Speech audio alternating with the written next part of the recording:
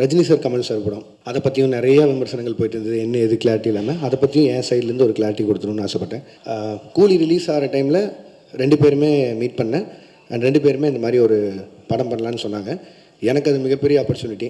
கிட்டத்தட்ட 46 வருஷம் கழிச்சு 2 பேரும் ஒன்று சேர்றாங்க அப்படின்னா, அவங்க வந்து என்னை டைரக்ட் பண்ண சொல்லி கேட்டதே எனக்கு பெரிய விஷயமா இருந்தது. ஆனால் எனக்கு அப்போ கைதி 2 இருந்தது. கைதி 2 தான் என்னோட இமீடியட் நெக்ஸ்ட் ஃபிலிமாக இருந்தது. பட் ஆனால் இந்த ஆப்பர்ச்சுனிட்டி மிஸ் பண்ண முடியல. ஸோ அதனால் நான் ப்ரொடக்ஷன் சைடில் சொல்லிவிட்டு நான் இந்த படம் முடிச்சுட்டு வந்துடுறேங்க, ஏன்னா இது திருப்பி இப்படி ஒரு ஆப்பர்ச்சுனிட்டி கிடைக்காதுன்னு சொல்லிட்டு நான் வந்துட்டேன். ஒரு 1.5 மாதம் சின்சியராக எழுதினேன். முடிஞ்ச அளவுக்கு ட்ரை பண்ணேன் 2 பேரையும் வச்சு ஒரு படம் பண்ணுறதுக்கு. 1.5 மாதம் கழித்து நேரில் போய் மீட் பண்ணி 2 பேருக்கும் தனித்தனியாக நரேஷன் போச்சு.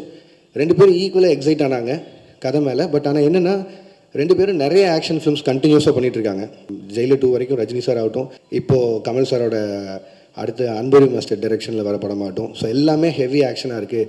திரும்பவும் கேப் இல்லாமல் இன்னொரு ஆக்ஷன் போகணுமாங்கிறது அவங்களுக்குள்ள ஒரு கேள்வியாக இருந்து, 2 பேரும் ஒரு லைட் ஹார்ட்டட் ஃபிலிமாக எதிர்பார்த்துட்டு இருக்காங்கிறது எனக்கு அது மூலிமா தெரிஞ்சு 2 பேரும் சொன்னாங்க. பட் லைட் ஹார்ட்டட் ஃபிலிம் எனக்கு பண்ண வராது. அண்ட் அதை நான் ஜெனுனாக சொல்லிட்டு வெளில வந்துட்டேன். பட் ஆனால் நான் இப்போது சொல்லிட்டு போனதுக்கப்புறம் எப்போ திருப்பி வருவேன்னு தெரியாது கார்த்தி சாருக்கும் அவங்க டீமுக்கும். ஸோ அதனால் அவருக்கு கைதி 2க்கு இருந்த ஸ்லாட்டுக்கு இன்னொரு டைரக்டர் கொடுத்துட்டாரு. இதுதான் ஆக்சுவலாக நடந்தது.